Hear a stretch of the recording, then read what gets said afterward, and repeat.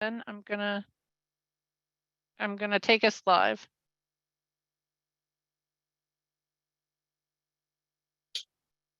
Are we ready?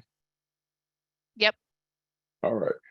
Greeting everyone, and we invite you to the second installment of a conversation that began, I think, a couple of weeks ago on school suspensions and the impact that they are having on our community. And Reverend Matthew Watts is again with us tonight, who has done a lot of work along this line, in addition to what I call, in the best sense, the unholy trinity, which included Rick Martin and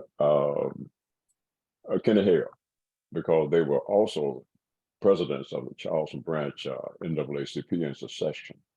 And therefore, that connection between the NAACP and the Tuesday Morning Group has been long established. And so we are glad to support that efforts and the magnitude of the energy that they have made in keeping this alive, and how they have seen the evidence of the work that they have done coming to a fruition in a right on time moment. And so I just wanted to acknowledge those connections that have really brought us to this space. Also, I wanted to make a brief announcement that I wrote an op-ed piece that appeared in the Charleston Gazette last Sunday. And it was based on the notion, the idea that it is time to shift the king narrative from the dream king to the healing king, because the dream king has been exploited for all kinds of purposes that had nothing to do with his life, mission, and message. And particularly when I saw that he was being quoted by some West Virginia senators who were supporting the critical race theory, and used his words that all men, should be judged by the color of their skin, not by the content of that character, by the content of that character, not the color of their skin. But they were used in such a way that it was supporting the critical race theory, which is a really menace to the education process, and a kind of update of what some of us remember as the textbook controversy, which was going to ban textbooks that address issues relative to Black history, African American protests, etc. And so that's one of the reasons that I thought it was really time to shift that narrative from the king that has been convenient to the more radical king that would be in tune and in touch with what we are dealing with now. Having said that, I want to go directly to introduce again and say thanks be to God for Matthew Watts and for the work that he has put into this narrative for so long. Matthew, good to see you again, and it's now in your hands. Brother Ron, thank you, brother. Appreciate your friendship, appreciate your kind words, and I certainly appreciate you acknowledging my compadre, Brother Rick Martin, who's sort of been like my left tackle as well as my pulling guard, and Kenny Hill has been sort of like the lead blocker. Yeah.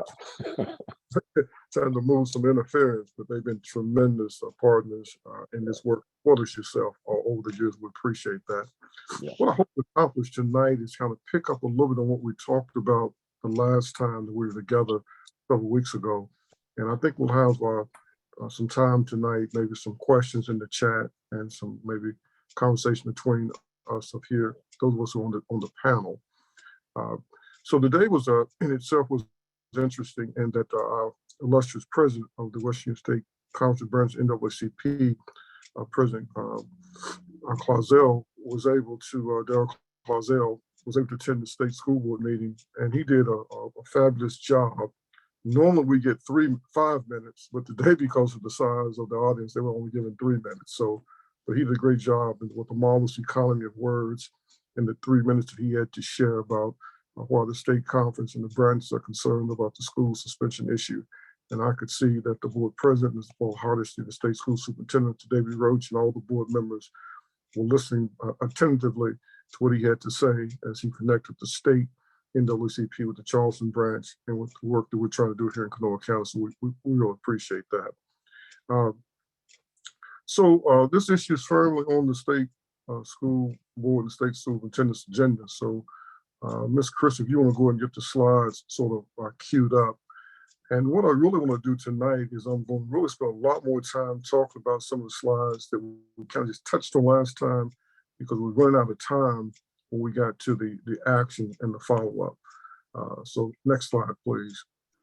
And I'll give a brief introduction because I think it's important for us to keep in mind, this is a serious matter. I mean, and for those who may just be coming in for the first time, you know, we refer to this school suspension as a silent underlying social condition that's unrecognized, unaddressed, and not fully understood. That the suspension of children from school has a tremendous negative impact on their education, but also on in the society in general. We'll touch on that just a bit, but I think this slide is pretty powerful to show that if a child reaches into the 9th grade and they get suspended one time, the impact it has on reducing the probability that they will graduate from high school and significantly reducing the probability that they will go into some type of post-secondary education. Just one suspension reduces the probability of graduating from 75%, you know, and it reduces it down to like 52%. That's just one. So with each suspension, the probability of graduation decreases, the probability of dropping out increases, and the probability of post-secondary education significantly decreases. And it's important for us to keep that in mind, that these school suspensions have collateral consequences that extend for years in that individual's life, but also impacting their children, their family, their community. Next slide. Well, to kind of summarize all this, and I'll do this fairly quickly, is that there are short-term, long-term consequences of excessive discipline school suspensions, low academic achievement, educational achievement gap between low-income children and their higher-income counterparts, as well as across the race. High rates of school absenteeism among students, they're missing school at high rates, and suspension contribute to that. High rates of truancy, because each time a child is suspended, each of those suspended days is an unexcused absence.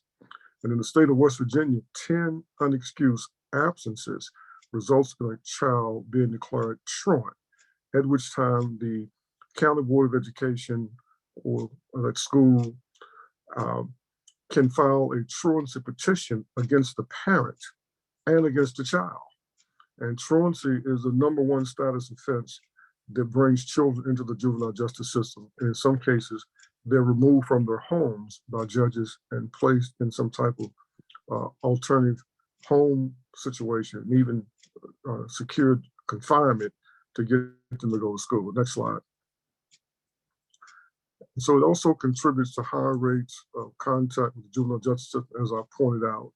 And I continue to emphasize that West Virginia has the highest rates of its children in the juvenile justice system than any state in the United States of America.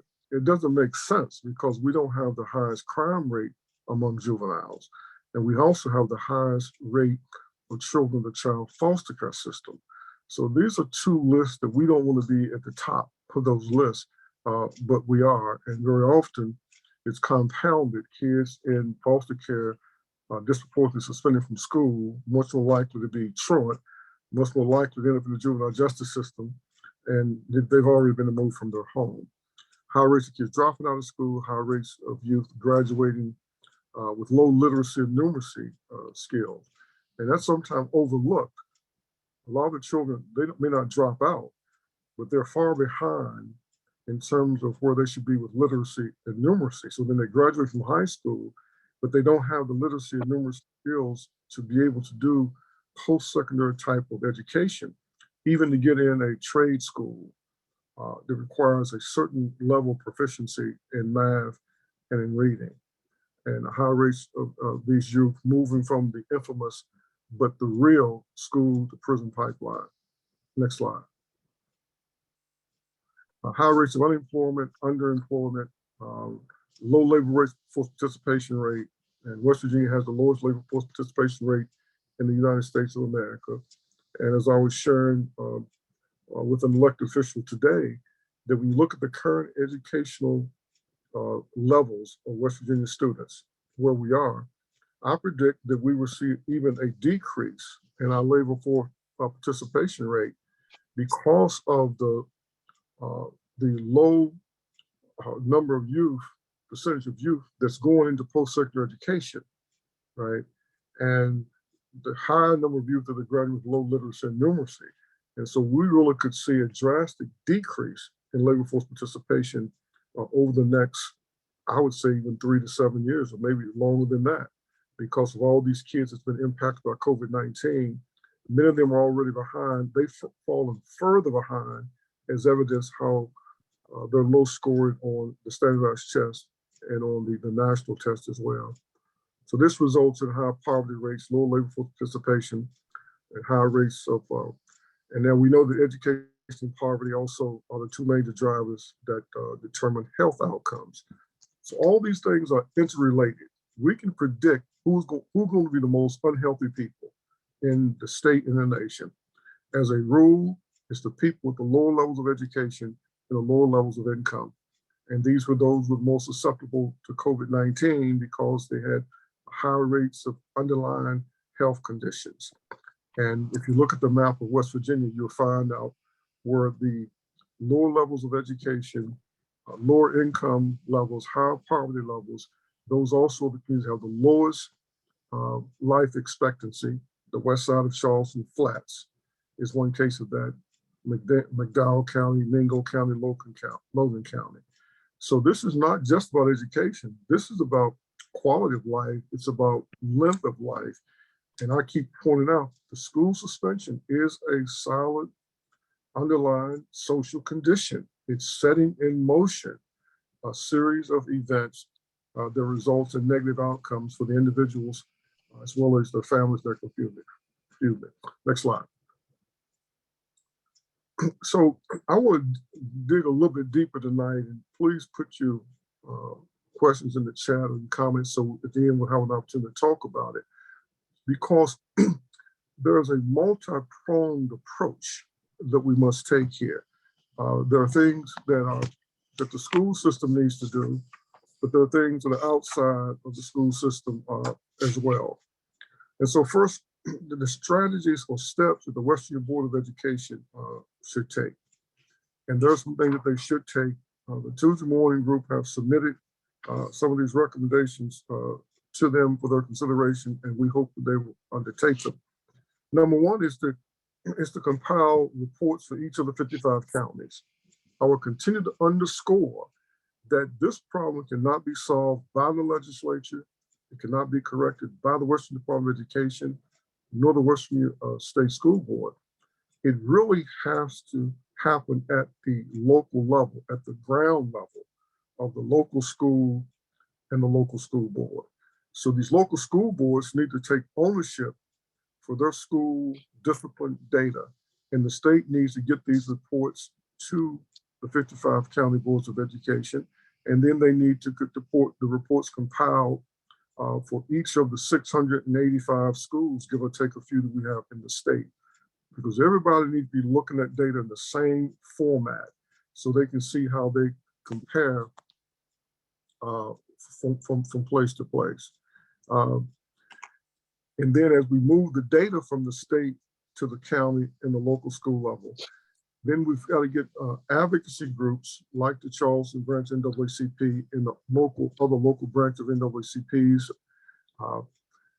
and the other groups, whether it's fraternities, sororities, lodges, faith-based organizations that's concerned about this issue, to realize they got to work together at the local level. And now we move to the local school level, because each school has what's called a local School Improvement Council, LSIC. They are required by state law, it's in the state code, and community representatives have to be on that. Teachers, school service personnel, etc. It's by formula, but that group is supposed to focus on that school and improving the school climate and work with the principal to improve a student achievement. But that LSIC is supposed to be looking at discipline, but it's not happening. To look at discipline, they have to be given the discipline data, the discipline reports. So at the local level, we got to be going and meeting with our principals and saying, we need to see the school discipline data for this school. How many kids have been suspended? How many kids have been disciplined? What's the racial mix up, the gender mix, et cetera? The way the state has broken up the data. So let's have a conversation. What can we do to reduce school suspensions? And even for the kids that are suspended, what are we doing to try to make sure that we get them back in school as quickly as possible, and to try to continue to provide them with education, because we by law still have to educate these children, and the counties are still receiving the money to educate them, even for the days that they suspended from school. Next slide.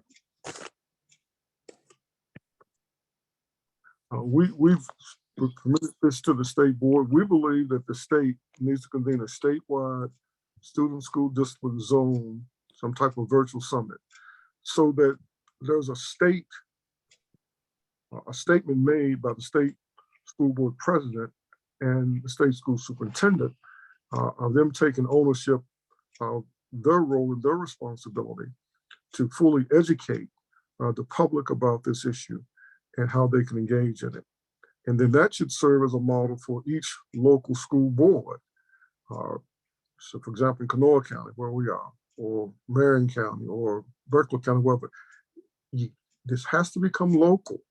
We have to start looking at what's happening locally and getting the local school boards and the local superintendent's offices to realize that they have a responsibility to educate the public and then to engage the public's support.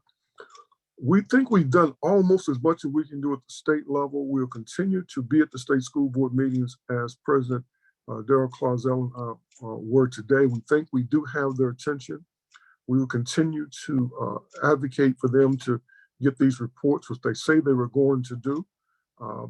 But at the same time, there needs to be groundwork now happening at the local county level and at the local school level, because we've got to move these people to engage with us. We actually support the efforts of Hope CDC and the Wild Wonderful Health at Charleston West Side Initiative and our network of partners. The state school superintendent's office, state board have declared the West Side to be a pilot community. It hasn't gotten kicked off yet, but they are hiring the people that will be a part of this project. And our goal is to develop a pilot that can serve as a template for the rest of the states, and they can help move this issue from the West Side to other communities as they have the benefit of learning from some things that we are able to glean and get documented. Next slide.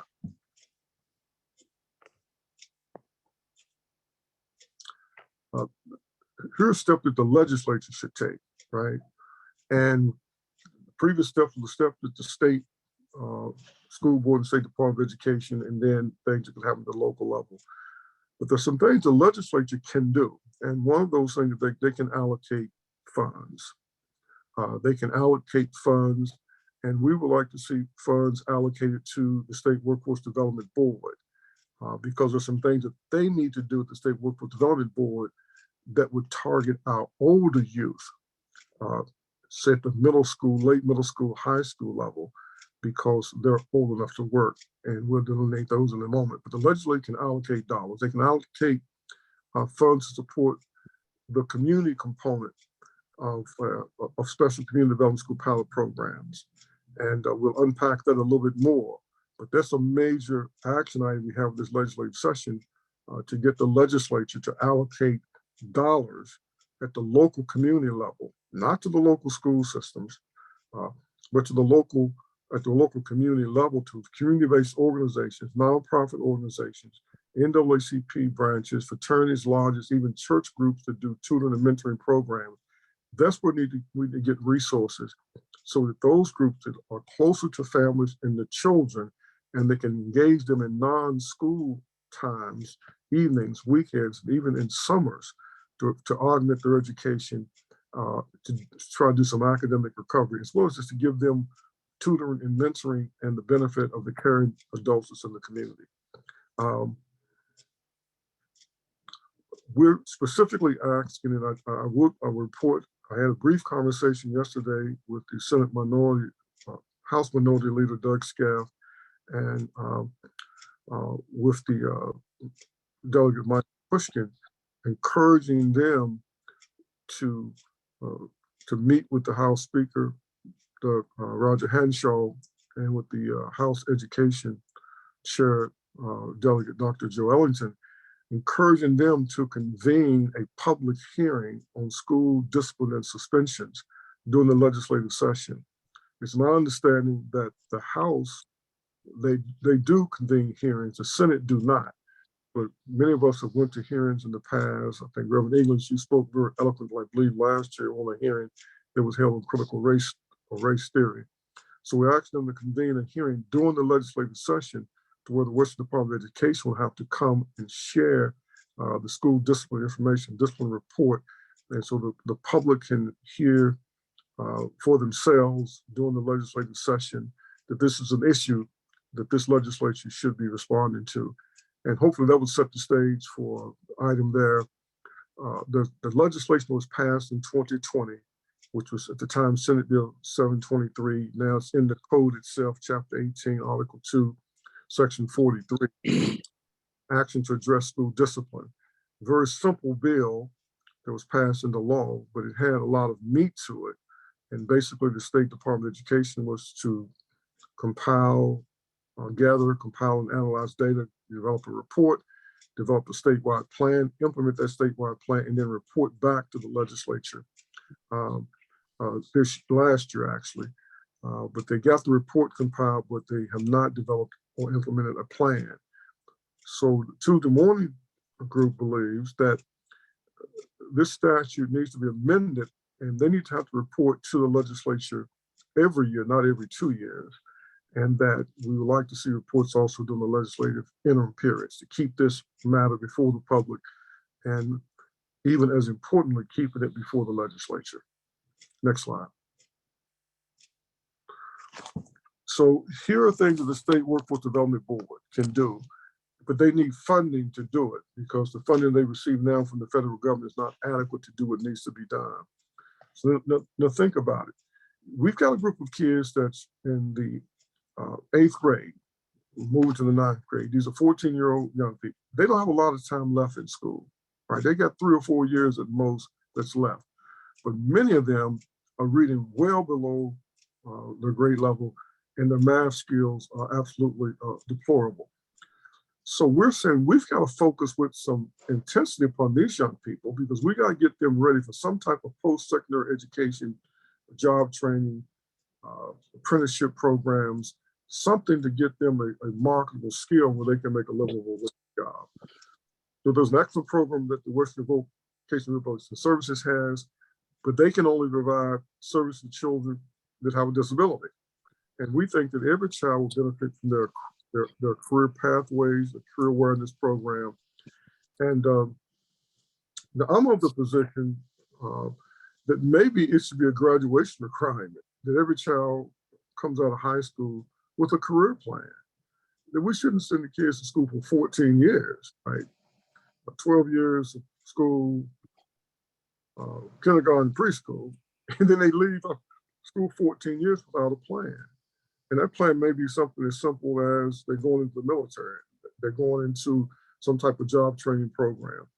But to leave them without, have them to walk across the stage and get a diploma and not have a plan at all, it's what they're going to do the next day, I think is irresponsible on our part as a society. And we feel very strongly we need funds to be identified to really reactivate a very robust program that used to exist. It was called the Governor's Summer Job Program. It's administered today, but a very small number of kids are participating. But we believe with all the ARPA dollars that are available, we need to reinstitute a robust job for these in-school young people that can legally work with a work permit at age 14, and where they get academic, I don't want to call it academic enrichment, or what I like to call it, career awareness, as well as an opportunity to work during these summer months, where we try to do something more constructive, just let these kids just kind of wander around aimlessly. Next slide.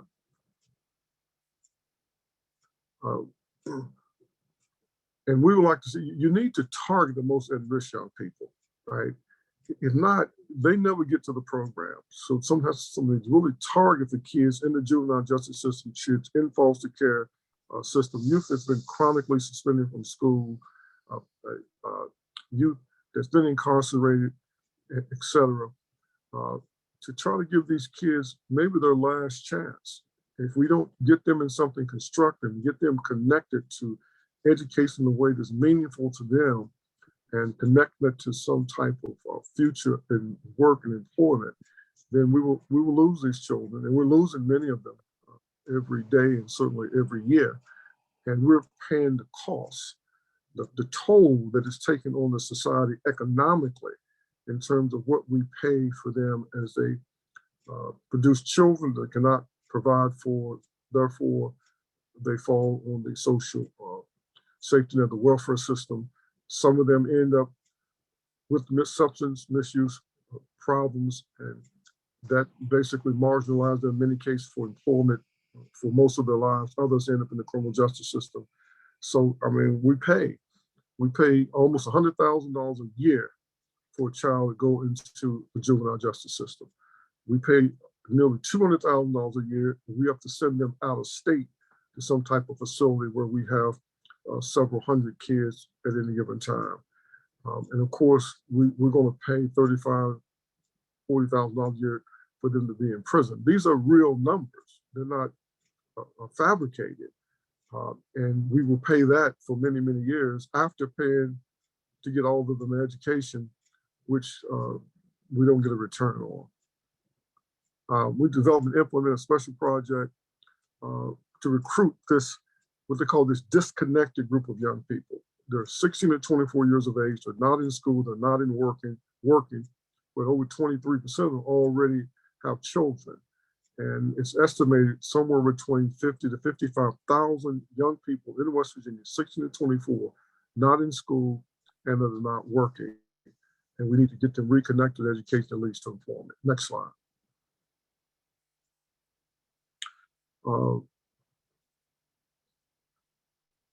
We need another strategy for the workforce development boards is to partner with local schools, to try to work together on efforts to reduce the school suspension and expulsions. And let me kind of unpack this a bit. The federal government sends money to every state to help support workforce development. It's based on the Workforce Investment Act of 1998, and then the Workforce Innovation and Opportunity Act of 2014, and there's a state statute in 2016. And it focuses on adults, it focuses on dislocated workers, and it also focuses on youth. And the federal government, as far as the youth, has been 14 to 24.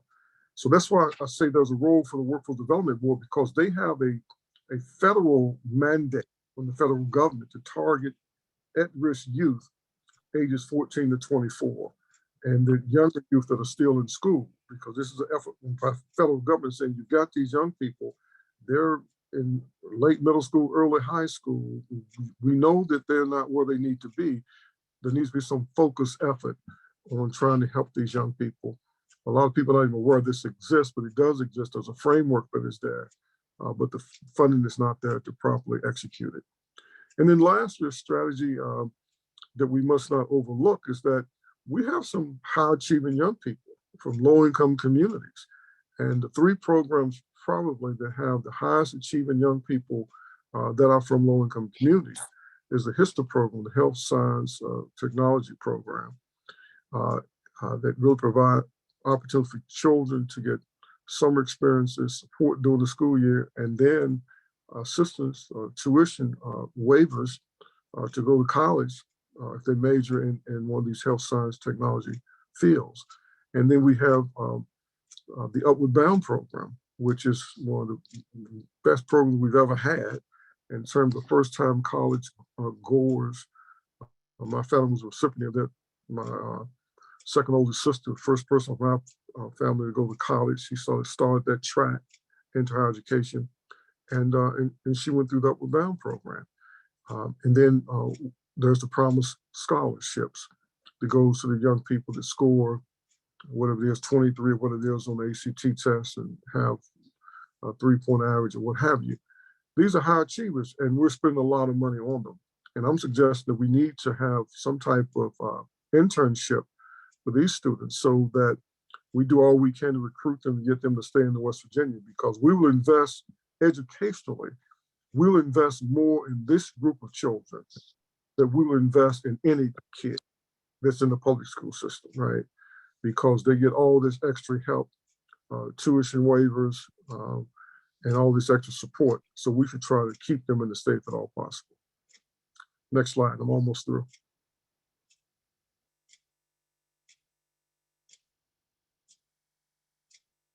Okay. Action that the education advocacy group should take. Next slide, Ms. Chris. I didn't recognize it, cursive writing.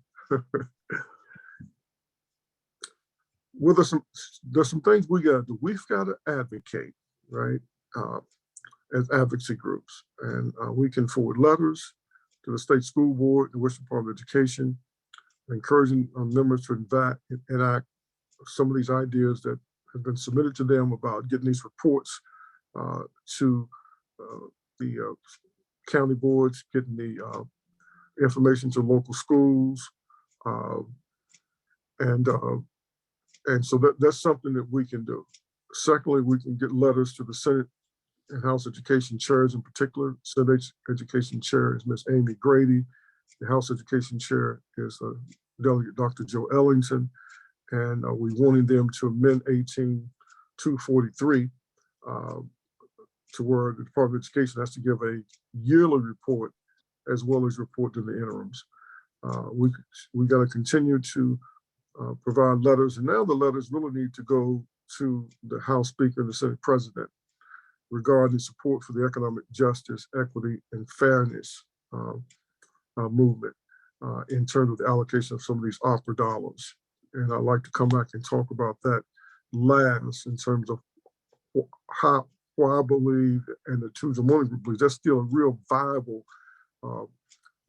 opportunity for us to try to coalesce advocacy groups around to do something that really could benefit low-income communities all over the state. Next slide.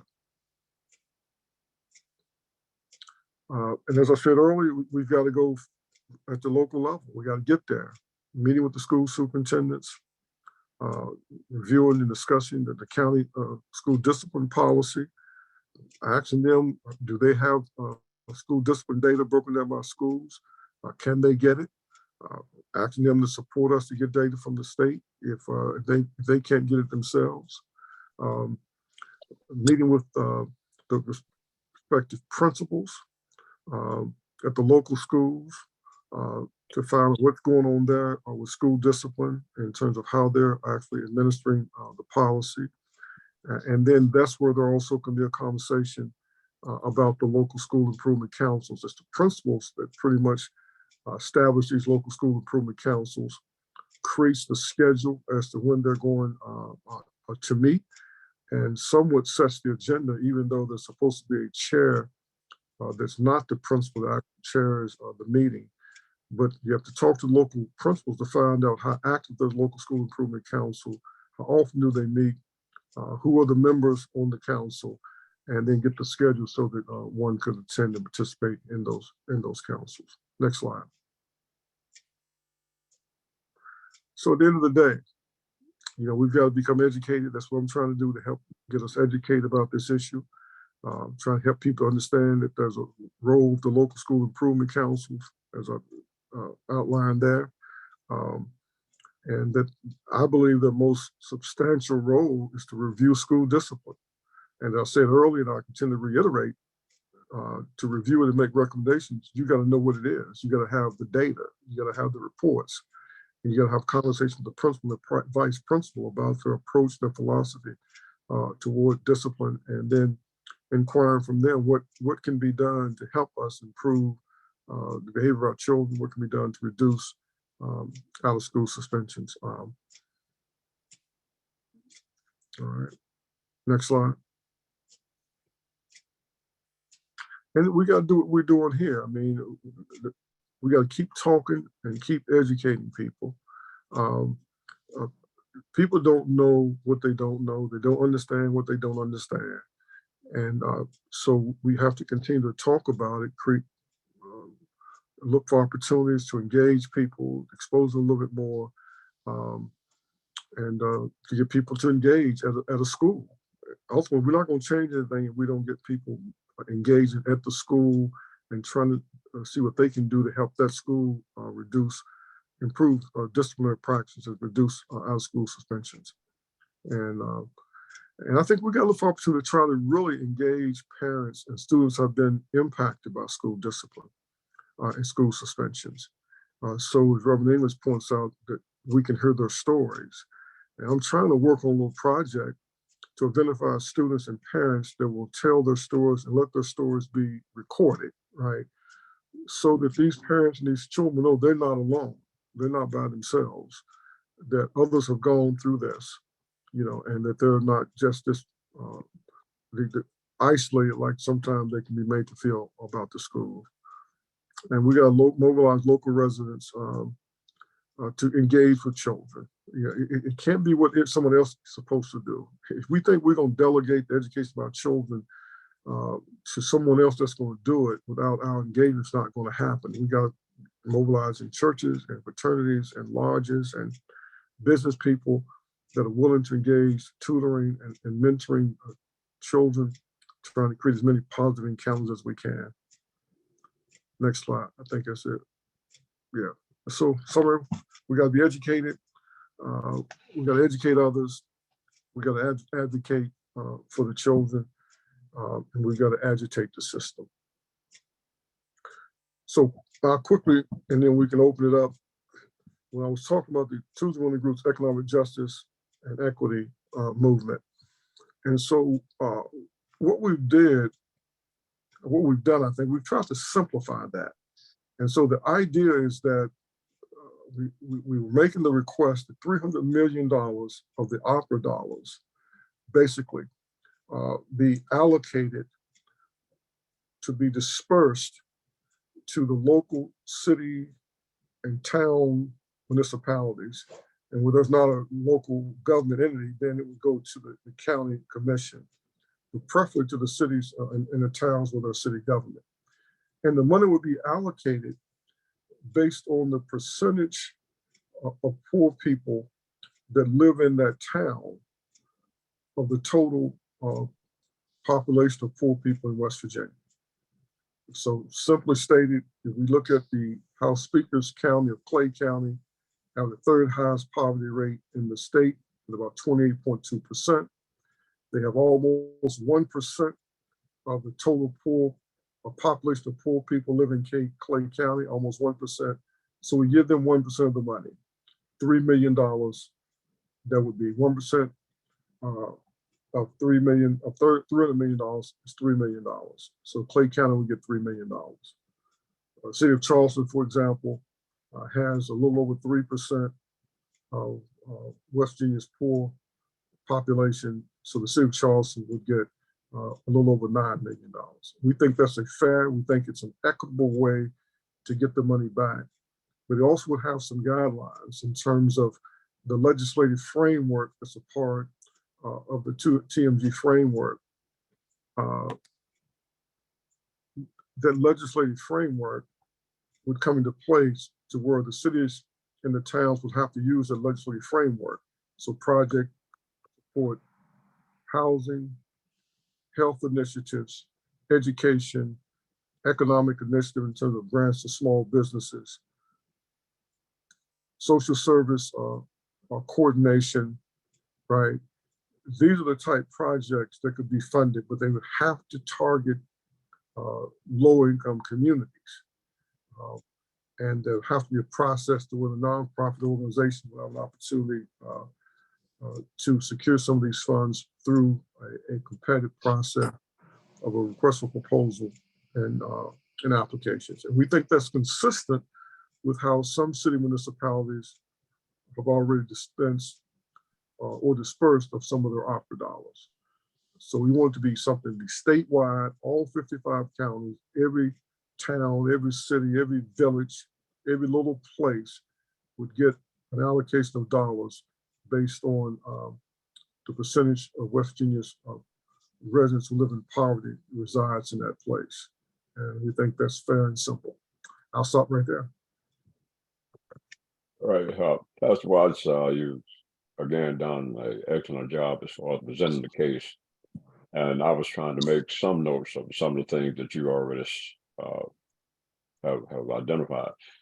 And I believe that members on this call, if they have access, and I know you're going to provide access to the slide that you just presented that gives the information to make the case, that would be significantly shared by means beyond those folks that are on the call, but who see the need for getting that information out. As you were talking, Matthew, it occurred to me that somebody once asked Frederick Douglass, what do you do to get things done? He said, agitate, agitate, agitate. And agitation comes from when the heart is moved as well as the mind is moved to tell the story. One of the things that I was going to ask that folks on the call would consider is, after we see the information that is here, that how can we come up with a tagline that is about 3 words that would get attention? In other words, when they came up with the tagline, Black Lives Matter, that has become so popular that when you look at an NFL football game, you will see at the back of helmets that tagline, Black Lives Matter. And what I was going to ask, that if folks on the call have an idea for a tagline that would represent in 3 words or so what we are doing here. For example, one tagline could be, our kids matter. Our kids matter. And then that could lead into some of the information that Matthew has shared by way of different platforms that we have available to us. Agitation comes from information, and information that leads to a kind of a personal transformation and commitment that we need to get involved in this. It's not just about the head, it's about the heart. And something that speaks to the heart in 3 words will get attention to what is being said here tonight that can move it. And one suggestion is our kids matter, but that doesn't have to be the only one. Please put in the chat if you have other ideas that could speak a message as though you were putting it on the back of an NFL football helmet, or in some other format, or in some other place where people will pay attention. And then they might also be moved to get more information, such as what we are sharing here. And the resources for getting that information will be available here. All right, so now we're going to get responses or questions that you want to ask, and identify yourself and speak.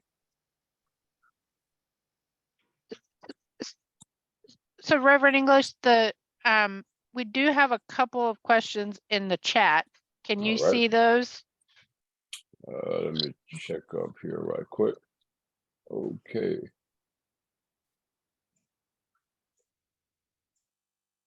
One, okay, I have, if I'm looking at the same one, what is the recommendation that we can do with our local elected officials to push the agenda for legislative actions? Is that the one that came from Rick Martin? And then it says, speak about the local school improvement council and the legislative oversight commission on education. How can pressure be brought to move them to act as they should? Are those the questions that you were referring to, Julie? Yes. All right. I Matthew, think did you see those? I didn't see them. You articulated them clearly, so I understand where you're coming from. I think that's really quite simple. Right now, the focus really is on the House Education Chair, Joe Ellington, and the Senate Education Chair, Amy Grady, right? Because Amy Grady is now the chair of not only the Senate Education, she's also the chair of the Legislative Oversight Commission on Education Accountability. So that's where the focus needs to be. It's those people who are the chairs and the members of those committees, right? But the chairs and the vice chairs, they pretty much run those committees. Amy Grady on the Senate side, Joe Ellington, and on the House side, and that's where the focus really needs to be about getting them to amend legislation, as well as getting them to require the Legislative Oversight Commission to provide the oversight that they should. And I think it's quite a bit about local school improvement councils. I mean, I think that question came up before I really articulated about that. Okay, got it.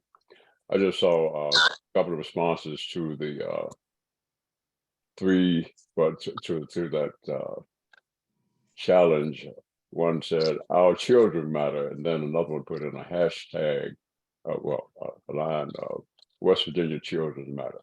Yeah, so those are the kind of hashtags that kind of move with what we are talking about getting done and attracting attention outside of this group.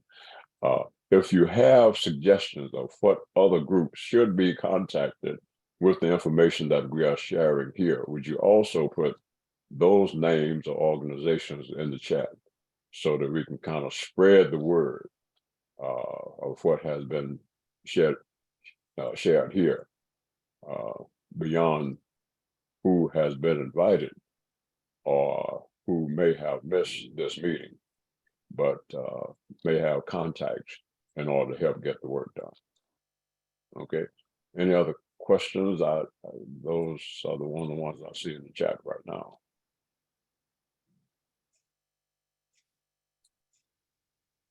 Yes, we have another question in the chat from Tanya Dallas Lewis. Can you see that one, or would you like me to read it? Yeah, I just saw it. Tanya Lott. Okay.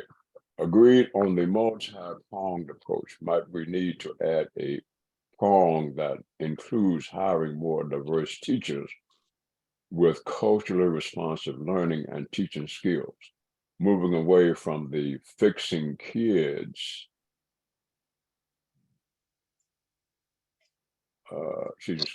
moving away from the fixing kids to addressing the adult mindsets of the systems, practices, and policies that unfairly impact Black children and children in poverty. Absolutely, and absolutely, that person is right on point. And our president, Dara Clausell, of the state University Council branches, that's what he articulated today at the state school board. I believe Sister Crystal Good actually videotaped his presentation. She may have gotten it from the back because the room was so crowded, so we couldn't get in, but I think she videotaped. That's what he actually laid out. And what that person just put in the question, that message needs to be taken to every school board every school board needs to hear that message, and it needs to be put out there and providing them with some ideas about how to go about to do that, identifying the people that can provide the training for the existing staff that's there until other people can be trained. But that person is right on point. That needs to happen. All right. Other thing when I said you would put in the chat, Reverend Watts has identified people who can share this with, and that includes ministers and some of the organizations that he has mentioned, that if there are particular persons that you feel would be helpful in not only advocating the issues, but making contacts in their communities. For example, if there are pastors that you know in communities around the state that would be interested and that would be sensitive to what is being represented here, or any of those groups that Reverend Watts has mentioned as far as who he is trying to get to, that if there are people who have contact with some of the folks that he has already mentioned in groups and organizations at the local level, because that's the focus that we really want to maintain focus on, and that is at the local level. Yeah, talking about the state level, but we're also talking about what's happening at the local level.